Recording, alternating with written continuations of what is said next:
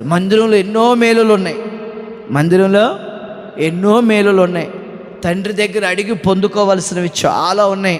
మీరు పొందుకోలేకపోతున్నారు, అడగలేకపోతున్నారు. నా కొడుకున్నాడు అనుకో, డాడీ నాకు పలాంది కావాలి అని అంటే వెంటనే నేను కొని పెడతాను, నా దగ్గర ఉన్నా లేకపోయినా. తండ్రి హక్కు, కుమారుడు అడిగాడు కాబట్టి మనం కూడా ప్రభువుని అడగాలి. ప్రభువుని అడిగితే ఇస్తాడు. ఆయన అంటాడు, నన్ను అడుగుడి మీకు ఇస్తాను, అడిగితే ఇస్తాను అంటున్నాడు. మీరు ఆరోగ్యం కావాలా అడగండి. వర్షాకాలం మీరు ఎక్కడికి వెళ్ళలేరు, మేము ఎక్కడికి, మాకు మీటింగులు ఏం లేవు కనుక ప్రతిరోజు ఉదయం సాయంత్రం ఇక్కడ ప్రార్థనలు పెడతాను. మరి వీలైతే మీరు రండి, నేను కూడా కాసేపు ప్రార్థనలో కూర్చుంటాను. ఎందుకంటే భయంకరమైన దినాల్లో మనం ఉన్నాం. ప్రార్థన చేయండి. ఉదయం సాయంత్రం కూడా ప్రార్థన చేయాలి. ఎందుకంటే భయంకరమైన దినాల్లో మనం ఉన్నాం. ఎక్కడికి వెళ్ళి సువార్త ప్రకటించలేని స్థితుల్లో మనం ఉన్నాం. ఎక్కడికి వెళ్ళి యేసుక్రీస్తు దేవుడు అని చెప్తే వాళ్ళని కొట్టేస్తున్నారు, చంపేస్తున్నారు. భయంకరమైనటువంటి పరిస్థితుల్లో మనం ఉన్నాం కనుక మనం ఓరక నిలిచుండి ప్రార్థన చేస్తే చాలు కార్యాలు చేసేది దేవుడు. కనుక రేపటి నుంచి ఉదయం 5 గంటల నుంచి 6 గంటల దాకా ఇక్కడ స్తోత్ర ప్రార్థన, ఇక్కడ మేము ఉంటే సాయంత్రం 6 గంటల నుంచి 7 గంటల దాకా 1 గంట ప్రార్థన జరుగుతూ ఉంటుంది. కనుక మీరు ఆసక్తిగా ఉంటే మీరు చక్కగా మీ కొరకు ప్రార్థనలు చేయడం జరుగుతుంది. స్తోత్రం, హల్లెలూయా. మనం దేవుడి దగ్గరకు వచ్చి అడగాలి. మీ దేవుని దగ్గర మీరు ఏది అడిగితే అది ఇస్తాడండి. అడగటం మన చేతనైతే ఇవ్వడం కూడా వినాలి, ఆయన చేతనవుతుంది. ప్రభు దగ్గర గంటలు గంటలు మోకరించి ప్రార్థన చేయాలి. గంటలు సెల్ ఫోన్లు చూసుకుంటాం కదా. 1 గంట సేపు దేవుని మందిరంలోకి వచ్చి ప్రార్థన చేస్తే మన పరిస్థితులు మారుతాయి, స్థితిగతులు మారుతాయి. సెల్ ఫోన్లు పక్కన పెట్టేయండి. సెల్ ఫోన్ల ద్వారా మనకు నష్టమే కానీ లాభమేం లేదు. దాంట్లో వచ్చే రీల్స్ చూసి, దాంట్లో వచ్చే ఘోరాలు చూసి భయంకరమైన పరిస్థితులు మన కళ్ళ ముందు జరుగుతున్నాయి. వాటన్నిటి కొరకు 1 గంట ప్రార్థన. మీ ఇంటి, మీ పిల్లల చదువుల కోసం, మీ యజమానుల మార్పు కోసం, మన ప్రాంతం కొరకు, మన యూట్యూబ్లో లైవ్ చూస్తున్న బిడ్డల కొరకు, ఎంతమంది అయితే మన పరిచయాన్ని ప్రేమిస్తున్న వారందరి కొరకు మనం ఏం చేయాలంటే ఉదయం సాయంత్రం చేతులెత్తి ప్రార్థన చేయాలి. ప్రార్థన తప్ప మనల్ని ఏది కాపాడలేదు, డబ్బు కూడా కాపాడలేదు. లండన్లో ఒక ఆయన కోట్ల రూపాయలు పడగెత్తాడు. కోవిడ్ వచ్చింది, ఎన్ని డబ్బులు ఖర్చు పెట్టినా బాగుపడలేదు. మమ్మల్ని బాగు చేయని డబ్బు మాకెందుకని చెప్పి నడివీధులకి వెళ్ళి డబ్బు విసిరేసాడు. డబ్బు కాపాడుతుందా? కాపాడదు. బంగారమా? కాపాడదు. ప్రార్థనే కాపాడుతుంది. నేను చచ్చిపోతాను అనుకున్నాడు డాక్టర్ గారు. అయితే ఆ కలవలపల్లిలో ఉన్న ఆయన నాకున్న కండిషన్ బట్టి భయపడిపోయాడు. ఆయనే సేమ్ నాకులాగే వచ్చింది ఒక ఆయనకి టైఫాయిడ్ జ్వరం. ఆయన పాటలు పాడతాడు, మంచి సింగర్ అతను. హాస్పిటల్ అడ్మిట్ చేస్తే భార్యను కూడా గుర్తుపట్టలేదంట, పిల్లలను కూడా గుర్తుపట్టలేదంట. అంత కోమాలోకి వెళ్ళిపోయాడు. 2 సార్లు వెళ్ళాను కోమాలోకి. నేను చాలా అన్కండిషన్లోకి వెళ్ళిపోయాను. అయినా దేవుడు నా పక్షంగా ఉన్నాడు. మరి మీ పాస్టమ్మ గారు ప్రతిరోజు నా దగ్గర కూర్చొని ప్రార్థన, వాళ్ళ అక్క, వాళ్ళ పెద్దక్క, వాళ్ళ చిన్నక్క, నాకు తెలిసిన వాళ్ళందరూ ఎంతోమంది ప్రార్థన చేస్తారు. వాళ్ళ ప్రార్థనను బట్టి ఈరోజు నేను బ్రతికాను. ఆ తాళ్ళపూడి హాస్పిటల్లో పెడితే ఆయన పరిస్థితి బాగోలేదని అంటే అందరూ ఆడవటమే మా ఇంట్లో. అంత సీరియస్ కండిషన్, బీపీ పెరగట్లేదు. అతను ఏ క్షణమైన ప్రాణం పోవచ్చని ఆ డాక్టర్ గారు చెప్పారట. మా నాన్న ఏడుతూ, మా అమ్మ ఏడుతూ, వీళ్ళందరూ ఆడవటమే. మా చెల్లికి చెప్పాడంట మా నాన్న. మా చెల్లి కూడా ఏడిచింది. ఇక దేవుడే బాగు చేశాడు. ఒకసారి కళ్ళు తిరిగిపోవడం, అలాగే 2-3 సార్లు బాత్రూంలో పడిపోవడం, అలాగే కింద పడిపోవడం, తూలిపోవడం, గోడ తగలడం, ఎన్నో పరిస్థితులు. కానీ దేవుడు ఈ రోజున మంచి ఆరోగ్యం ఇచ్చి ప్రభు నిలబెట్టాడు. కేవలం ప్రార్థనే. కనీసం హాస్పిటల్ బిల్లు కడతా కూడా డబ్బులు లేని పరిస్థితుల్లో కూడా దేవుడు ఏదో ఒక రూపంలో డబ్బులు, ఇంచుమించుగా 50,000 రూపాయల పైనే ఖర్చు అయింది హాస్పిటల్కి, మందులకి. ఏమంటే అటు ఇటు తిప్పి చాలా. ఇంకా కలవలపల్లి ఆ డాక్టర్ గారికి ఇవ్వలేదు. 10,000 రూపాయలు అయితే 3,000 రూపాయలు ఇచ్చాము ఆయనకి. రోజుకి 11 ఇంజక్షన్లు చేశారు. మలేరియా తలకు పట్టేసి అతను చూశాడు. మలేరియా ఉన్నదానికంటే మలేరియా, టైఫాయిడ్ తీవ్రమైన స్థాయిలోకి వెళ్ళిపోయిందండి. ఇంకొకరైతే ప్రాణం పోతే ఇంకొకరు ఏదో కోమాలోకి వెళ్ళిపోయి బ్రెయిన్ డెడ్ అయిపోతుంది కూడా అని చెప్పేసి ఆయన కంగారు పడిపోయాడు. ఇప్పటికి ఫోన్ చేస్తాడు, ఎలాగుంది నీకు అని. దేవునికి స్తోత్రం చెప్పండి గట్టిగా. దేవుడు ప్రార్థనే, ఇది ప్రార్థనే. మెయిన్ మీ పాస్టమ్ గారు చాలా చక్కటి కంటికి రెప్పలాగా నిద్రపోయేది కాదు, చిన్న పిల్లని కాచుకునేది అలాగా. దేవుడు మంచి ఆరోగ్యాన్ని దేవుడు ఇచ్చాడు. కేవలము అది ప్రార్థన. స్తోత్రం చెప్పండి. ప్రార్థన. దేవుడు చావుదాకా వెళ్ళిన నన్ను దేవుడు తీసుకొచ్చాడు. మంచిగా దేవుడు ఆరోగ్యం ఇచ్చాడు. ఈ రోజున నిలబడ్డాను, కాళ్ళు పీగుతున్నాయి, అయినా సరే కొద్ది నిమిషాలే 2 మాటలు చెప్పి నేను ముగిస్తాను. దేవునికి స్తోత్రం. చదువుకుందాం.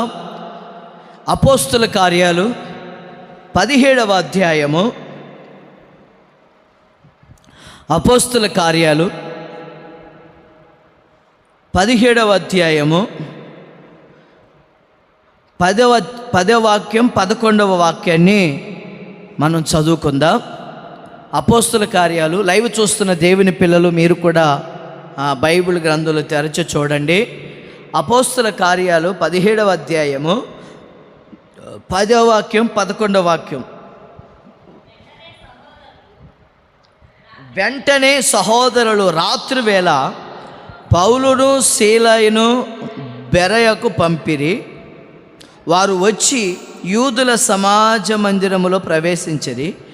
వీరు తెస్సలోనికలో ఉన్న వారి కంటే గనులై ఉండిరి గనుక ఆసక్తితో వాక్యమును అంగీకరించి పౌలును సీలయు చెప్పిన సంగతులు అలా ఉన్నాయో లేవో అని, ఆ మాట బాగా చదువుకోండి, ప్రతి దినము లేఖనములు, అదిగో చూడండి, ప్రతి దినం ఏం చేస్తున్నారంట, బెరాయా సంఘం తెస్సలోనికలో ఉన్నటువంటి వారు ఏం చేశారంట, బెరాయా సంఘస్థులు ఏం చేశారంట, పౌలు శీల చెప్తున్న మాటలు అలాగూ ఉన్నాయో లేవో, అవి నిజమో కాదు అని చెప్పి వారు ప్రతి దినం వాళ్ళు ఏం చేస్తున్నారంట, ఆ వాక్యాన్ని చదువుతూ ఉన్నారు.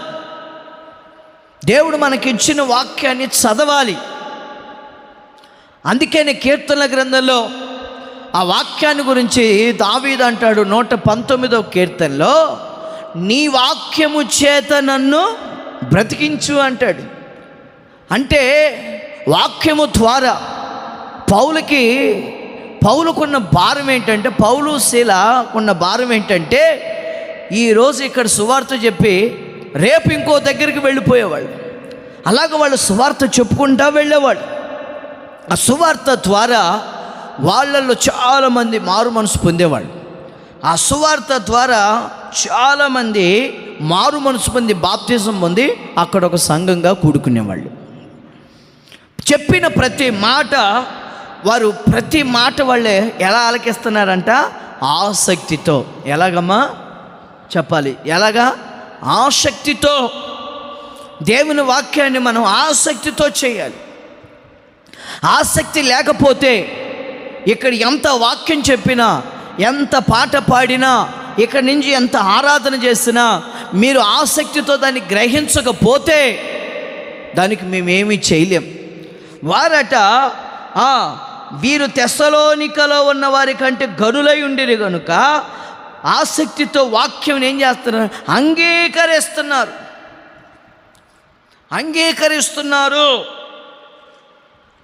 అంగీకరిస్తున్నారట. అయితే ఆ ఆసక్తి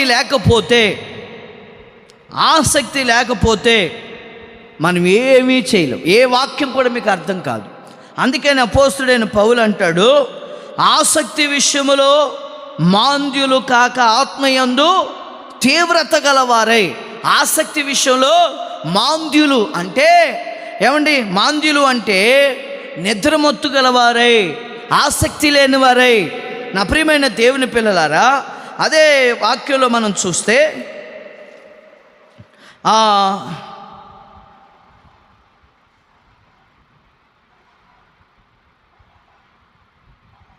కొరింథీయులకు రాసినటువంటి మొదటి పత్రిక, కొరింథీయులకు రాసిన మొదటి పత్రిక 15వ అధ్యాయము 58వ వాక్యంలో చూడండి, అక్కడ చక్కటి మాటలు వ్రాయబడ్డాయి.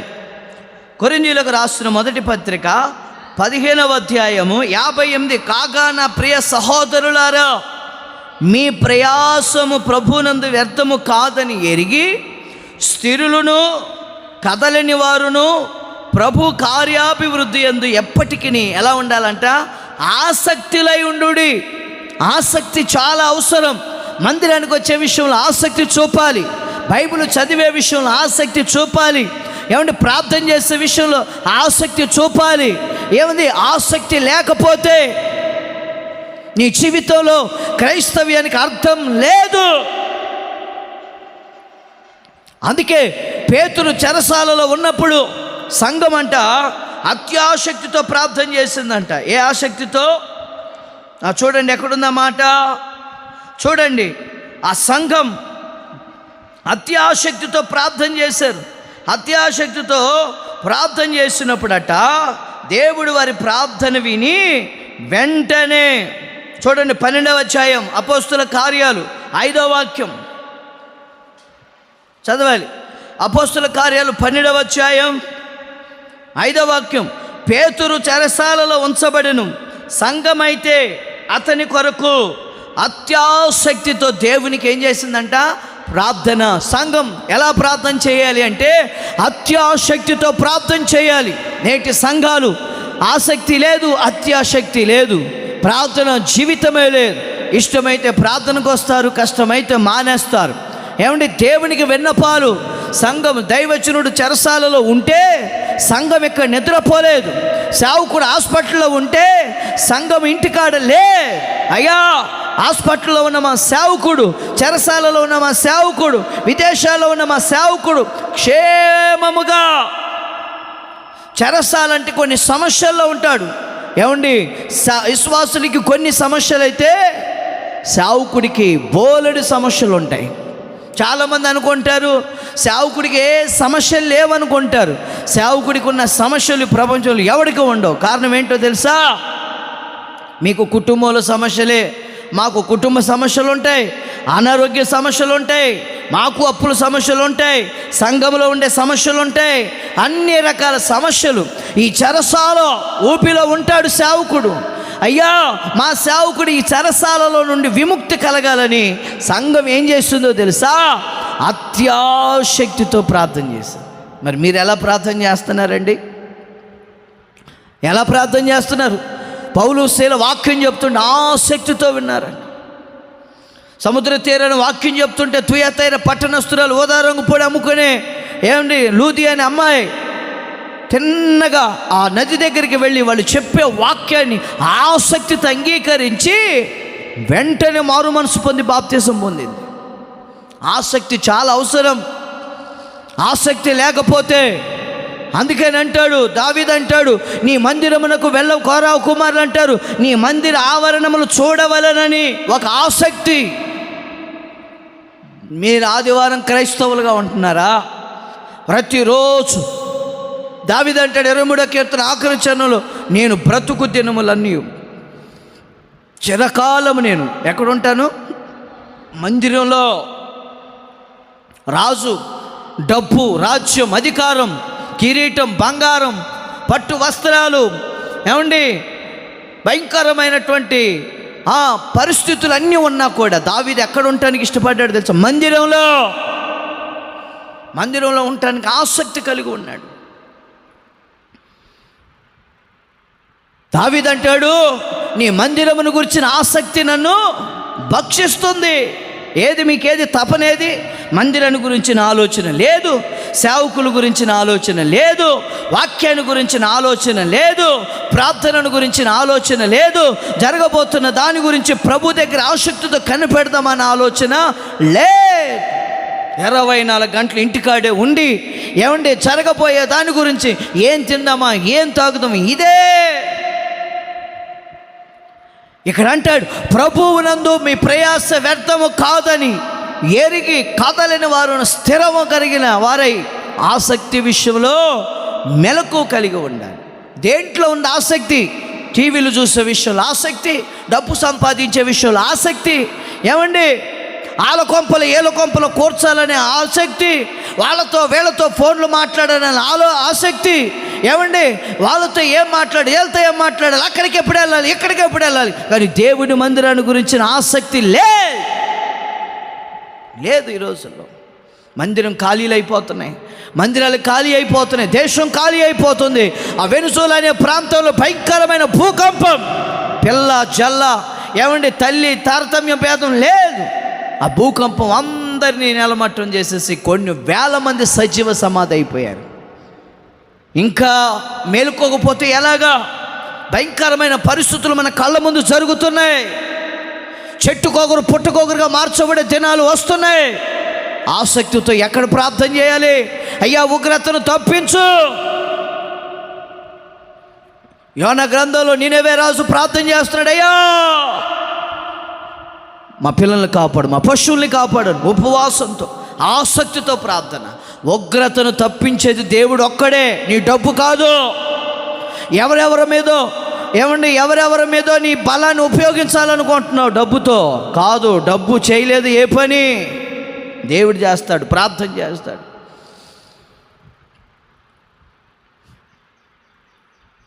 ఆసక్తితో వాళ్ళు ఏం చేశారంట, సంఘం అయితే ఏమైనా ప్రార్థన చేశారంట, అత్యాసక్తితో. ఎవరికి చెప్పాలి? ఎవరికి? దేవునికి. నువ్వెవరికి చేస్తున్నావు ప్రార్థన?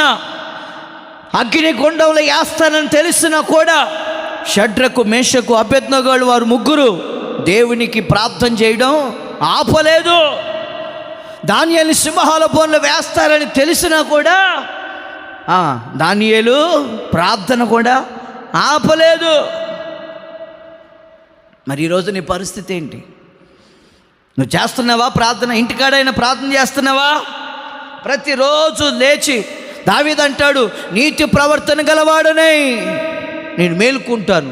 ఉదయంలో నా కంఠస్వరం, నీ కంఠస్వరం, నా స్వరం నీకు వినబడాలి. నీ ముఖ దర్శనం చేత, నీ స్వరూప దర్శనంతో నేను ఆశ తీర్చుకుంటాను. ఆసక్తి. ఉదయాన్నే లేస్తే దేవుడిని చూడాలి మనం. ఉదయాన్నే లేస్తే దేవునితో మాట్లాడాలి మనం. ఉదయాన్నే లేస్తే దేని విషయంలో ఉంది నీకు ఆసక్తి? లేచిన వెంటనే సెల్ ఫోన్ చూస్తున్నావా? ఎవరు మెసేజ్ పెట్టారు, ఎవరు స్టేటస్లు పెట్టారు, ఫేస్బుక్లో ఎవరేం అప్లోడ్ చేశారు? ఇవా 2 నెలల నుంచి నేను సెల్ ఫోన్ పట్టుకోవాలా, లైవ్ పెట్టలేదు, వాగ్దానాలు పెట్టలేదు. ఎందుకంటే నాకు ఆరోగ్యం సహకరించక. ఈరోజు అయితే పెడదాం అనుకున్నాను, ఇకేదో అలా పెట్టాను. దేని విషయంలో ఆసక్తి ఉండాలి తెలుసా? దేని విషయంలో ఆసక్తి? ప్రార్థన విషయంలో ఆసక్తి, మందిరం విషయంలో ఆసక్తి, సేవకుల గురించిన ఆసక్తి. వాళ్ళు ఏం తింటారు, ఏం తాగుతున్నారు, మందిరం ఎలా ఉంది, మందిరం ఎలా ఉంది? కనీసం వారానికి ఒకసారి నుంచి మందిరం గడగండి అన్నాను. ఏది మందిరం విషయంలో ఆసక్తి? వారానికి ఒకసారి, వారానికి 2-3 సార్లు మాసం లేకపోతే మొగుడి మీద దెబ్బలాట్లు, భార్య మీద దెబ్బలాట్లు, పిల్లల మీద దెబ్బలాట్లు.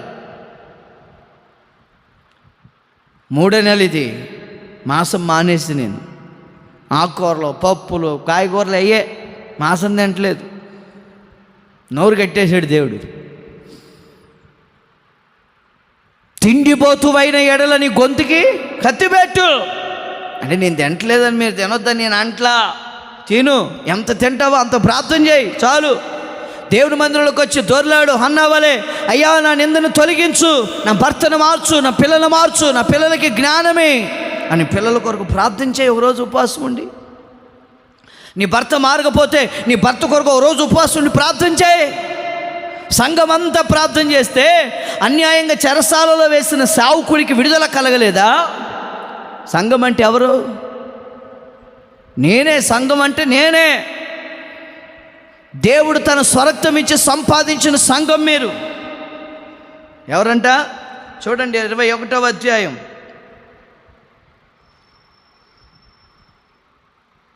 అపోస్తుల కార్యాలు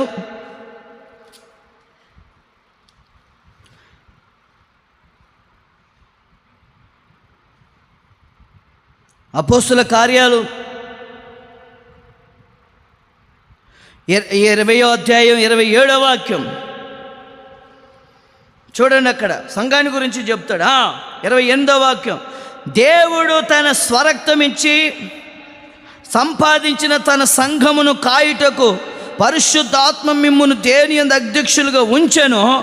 ఆ యావత్తు మందును గూర్చి మీ మట్టుకు మిమ్మును గూర్చి జాగ్రత్తగా ఉండుడి. సేవకుడికి చెప్తున్నాడు, సంఘాన్ని మీకు ఇచ్చిన ఆ దేవుడు మాకు ఇచ్చినటువంటి సంఘాన్ని కాయడానికి. ఎలాంటి సంఘం? తన స్వరక్తం ఇచ్చి సంపాదించిన సంఘం. దేవుడు మిమ్మల్ని ఆయన రక్తంతో కొన్నాడు, ఆయన రక్తములతో మిమ్మల్ని కడిగాడు. దేవునికి వేరుగా ఉండకూడదు. ఆయన అంటాడు, నాకు వేరుగా ఉండి మీరు ఏమీ చేయలేరు. ఎందుకుంటున్నారు వేరుగా? ఒక ఆదివారం వస్తే 2 ఆదివారాలు మానేస్తున్నారే. ఏమండి, ఆ బలారాధన లేదు, పరిశుద్ధాత్మ కూటం లేదు, ఉపవాస ప్రార్థన లేదు. ఇలాంటి ప్రార్థనలన్నీ మానేసి ఇళ్ళ కాడ కూర్చొని ఊర్లు తిరుగుతూ ఉంటే నీ ఆసక్తి ఏమైపోద్ది? ఆ బెరాయ సంఘం, ఆ తెస్సలోనిక సంఘం, వారు దైవజనుడు వస్తుంటే పండగ.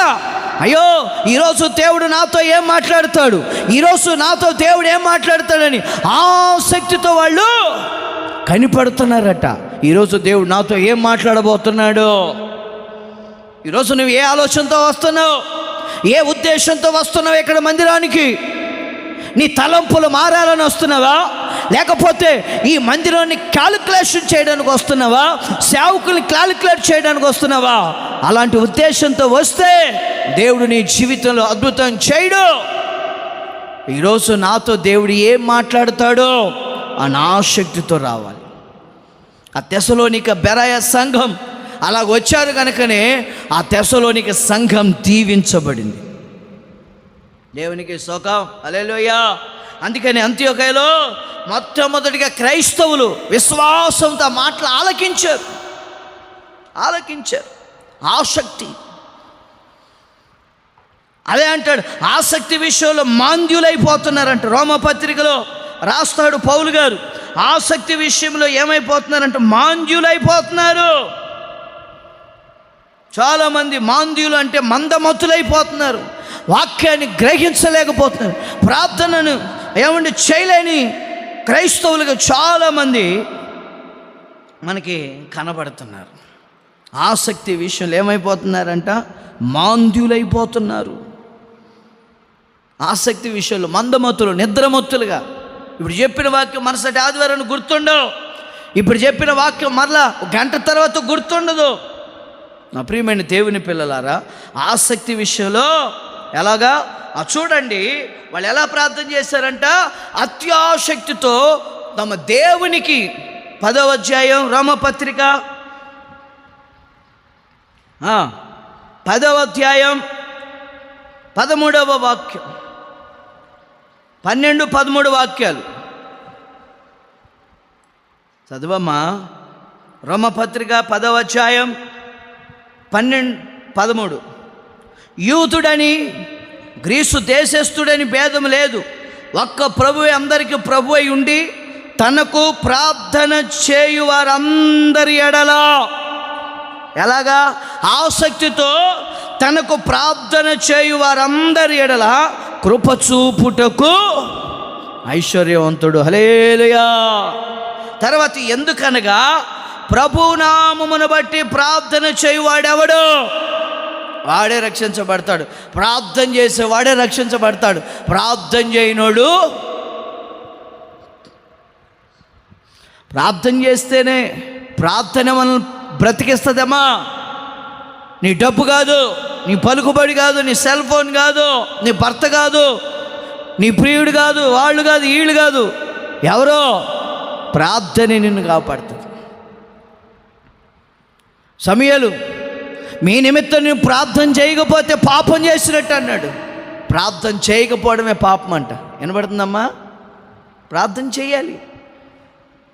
దావీదులాగా దినమునకి 7 సార్లు దానియేలు వలె యెరూషలేము తట్టు కిటికీలు తెరచి 3 సార్లు పేతురు వలె మధ్యాహ్నం మిద్దె మీదకెక్కి ఆసక్తితో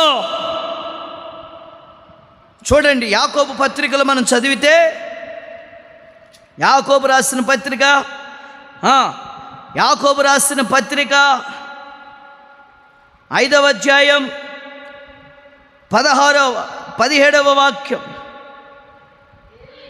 ఏలియా మన వంటి స్వభావము గల మనుష్యుడే, వర్షింపకుండానట్లు అతడు ఆసక్తితో ప్రార్థన చేయగా 3.5 సంవత్సరముల వరకు భూమి మీద వర్షం పడలేదు. అతడు మరలా ప్రార్థన చేయగా ఆకాశము వర్షం ఇచ్చాను, భూమి. అది ఆసక్తితో చేయి, ఆసక్తితో చేయి. ఏది చేస్తున్న ఆసక్తితో చేయి. ఏ కుళ్ళు కుతంత్రం లేకుండా చేయి. నీలో ఏ కక్ష లేకుండా ప్రార్థన చేయి. నీలో ఏ అరమర లేకుండా ప్రార్థన చేయి. దేవుడు కార్యం చేస్తాడు. ప్రార్థన ప్రతిఫలం. ఏలియా మన వంటి మనుష్యుడే, ఆసక్తితో చేసిన ప్రార్థన. వర్షమా పడు అంటే వర్షం పడుతుంది, వర్షం ఆగు అంటే వర్షం ఆగిపోయింది. 3.5 సంవత్సరాలు వర్షం పడలేదు, 3.5 సంవత్సరాలు వర్షం పడింది. వర్షం పడుట ద్వారా భూమి పంటించింది. ఆసక్తి. దేంట్లో ఉంది నీకు ఆసక్తి? దేంట్లో నీకు ఆసక్తి? మందిరం వచ్చే విషయంలో ఆసక్తి. అందుకేంటాను మందిరం ఓడవడం కలవలపల్లి నేను చెప్పాను, పోయిన ఆదివారం చెప్పాను. ఏమంటే దేవుడు కార్యం చేసేంతవరకు వాళ్ళ మందిరం ఒడుస్తూనే ఒకరి తర్వాత ఒకరు మేలు ఆసక్తితో. ఆసక్తి లేకపోతే దేవుడు కూడా నేను దీవించను. 5 వారాలు ఎంతో ప్రయత్నం చేశాను నేను, వద్దామని ఆసక్తితో. దేవుడు అన్నాడు, రే చాలామంది అన్నారు ఆరోగ్యం బాగుంటే ఇక నిన్ను ఆపలేమన్నా మేము, కాస్త రెస్ట్ తీసుకోండి అని అంటే నా ప్రాణం గుంజేది. ఎలాగైనా వెళ్ళాలి అని. ఆమెను పడుకొనిచ్చేవాడిని కదా, కూర్చొనిచ్చేవాడిని. వెళ్ళిపో ప్రార్థన, అక్కడ ప్రార్థన, ఎవరు వచ్చినా రాకపోయినా ప్రార్థన ఆకూడదు, వెళ్ళిపో. ప్రార్థన ఆగిందంటే మనిషి ఊపిరి ఆగినట్టే. దేవుని మందిరంలో ఆరాధన జరగకపోతే అక్కడ సేవకుడు చనిపోయినట్లే. ప్రతి ఆదివారం, ప్రతి శనివారం ప్రార్థన జరగాలి. ఎవరు వచ్చినా రాకపోయినా దేవుని మందిరంలో ఆరాధన జరగాల. ఏంటిలో విషయంలో ఆసక్తి కలిగి ఉన్నావు? మందిరాన్ని శుభ్రం చేయాలని ఆసక్తి. ఒక అమ్మాయికి నిండు యవ్వన ప్రాయంలోనే భర్త చనిపోయాడు. భర్త చనిపోయిన తర్వాత ఇక మరొక పెళ్లి చేసుకుందామని ఆలోచన రాలేదు ఆ అమ్మాయికి. నేను యవ్వనస్తురాల్ని, నాకు పిల్లలు ఉన్నారు, నాకు ఇంకా యవ్వనం ఉంది, ఇంకా నాకు శరీర కోరికలు ఉన్నాయి, ఇంకా లోకంలో ఎంత అనుభవించాలి అన్న ఆలోచన లేదు ఆమెకి. భర్త 7 సంవత్సరాలు భర్తతో కాపురం చేసింది. భర్త చనిపోయిన తర్వాత ఇక మరొక ఆ మాట మాట్లాడకుండా తిన్నగా దేవుని మందిరంలోకి వచ్చి 84 సంవత్సరాలు దేవుని మందిరంలో నుండి దేవాలయం విడిచిపెట్టకుండా, లోకాసు వార్త చూడండి ఆ మాట, దేవాలయాన్ని విడిచిపెట్టకుండా రేయింబగళ్ళు రాత్రింబగళ్ళు ఏం చేసిందంటే ఆమె దేవుని సన్నిధిలో ఉపవాస ప్రార్థన. 2వ అధ్యాయం 36. ఆషేరు గోత్రీకురాలును పనుయేలు కుమార్తెనై ఉన్న అన్న అను ఒక ప్రవక్తి ఉండేను. ఆమె కన్యత్వం మొదలు 7 ఏండ్లు పెనిమిడితో సంసారము చేసి బహుకాలము గడిచినదై 84 సంవత్సరాలు విధవరాలై ఉండి ఏం విడవక దేవాలయాన్ని విడిచిపెట్టలేదు. వాక్యాన్ని, ప్రార్థనని, సేవకుల్ని, సహవాసాన్ని, రొట్టెని, ద్రాక్ష సాహసాన్ని, పరిచర్ని విడవక ఉపవాస ప్రార్థనలతో రేయింబగళ్ళు సేవ చేస్తూనే ఉంది. వెళ్ళిన భర్త ఇంటికి రాకపోతే అక్కడికి వెళ్ళావు, ఫోన్లు, వస్తావా రావా, ఫోన్లు. భర్త మీద అంత ఆలోచన, భార్య మీద ఆలోచన. ఈమె భర్త చనిపోయినా కూడా ఆమెకి యవనస్తురాలే. ఈ రోజున చాలామంది ఏమండి భార్య ఉండి కూడా, భర్త ఉండి కూడా దేవునికి దూరం అయిపోతున్న వాళ్ళు ఎంతమంది లేరు?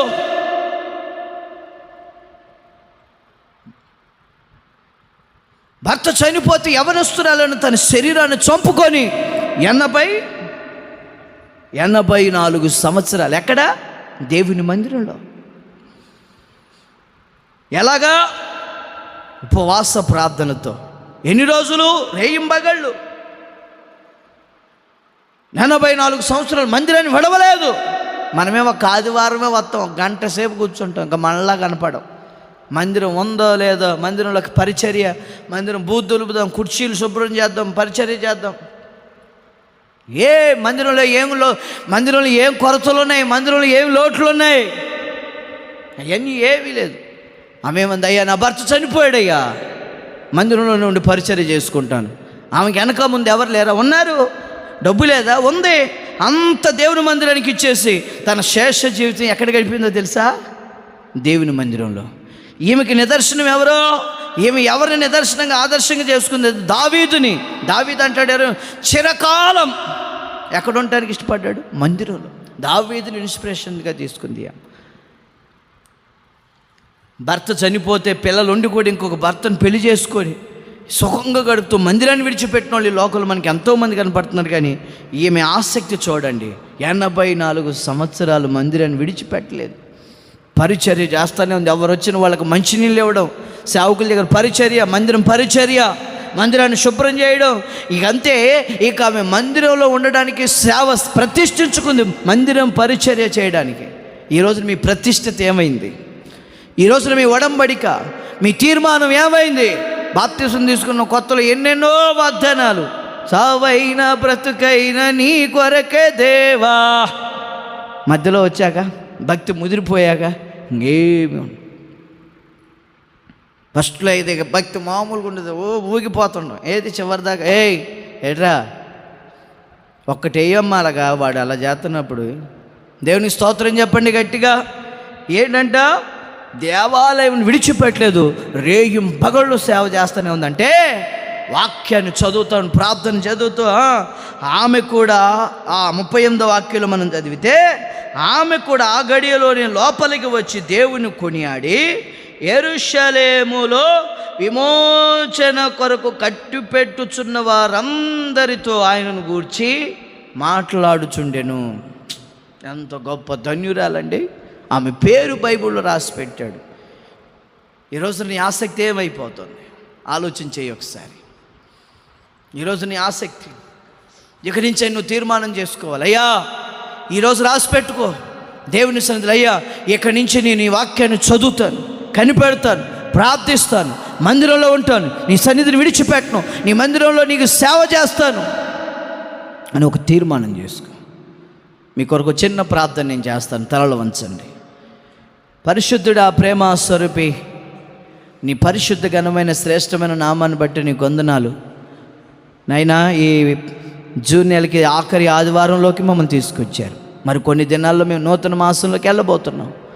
తండ్రి, ఇంతవరకు వాక్యం ద్వారా మాతో మీరు మాట్లాడినందుకే స్తోత్రాలు. దేని దాసుని ఆయన నన్ను మరుగుపరిచారు. నేను కూడా నీ విషయంలో తప్పిపోకుండా, సంఘం తప్పిపోకుండా ఆసక్తితో తండ్రి నీ సన్నిధిలో ప్రార్థించే అనుభవం ప్రతి వారికి దయచేయి. విని విడిచిపెట్టేవారుగా కాదు, విని దాన్ని ప్రకారంగా ఉన్నయో లేవని లేఖనాలు పరిశోధించినటువంటి తెస్సలోనిక సంఘంలాగా, బెరయ సంఘంలాగా ఈ సంఘం ఉండాలి. అటు సంఘంగా మార్చండి. వచ్చిన బిడ్డలు దీవించండి. లైవ్ చూస్తున్న బిడ్డలు కూడా ఆశీర్వదించండి. నేను ఈ శనివారం జరుగుతున్న పగలు రాత్రి శుద్ధీకరణ కూడిక, ప్రభు బల్లారాధన నేను ఆసక్తితో రావడానికి సహాయం చేయి. నేను మమ్మల్ని అందరినీ మీ చేతులకు అప్పగిస్తున్నాను. సహాయం చేసి మేలు చేయమని యేసునామములో అడుగుచున్నాం తండ్రి, ఆమేన్. మన తండ్రి అయిన దేవుని ప్రేమ, కుమారుడైన యేసుక్రీస్తు కృప, పరిశుద్ధాత్మని యొక్క సహవాసము, సన్నిధి కూడి వచ్చిన మనకు వాక్యం విని దాని ప్రకారంగా నడిపించబడుతున్న తీర్మానం చేసుకున్న బిడ్డలకు ఆయన కృప సదాకాలము తోడైయుండునుగాక. ఆమేన్, ఆమేన్. అందరికీ వందనాలు. లైవ్ చూస్తున్న బిడ్డలకి మీకు నా హృదయపూర్వకమైన వందనాలు. దేవుడు మిమ్మల్ని దీవించును గాక. ఆమేన్.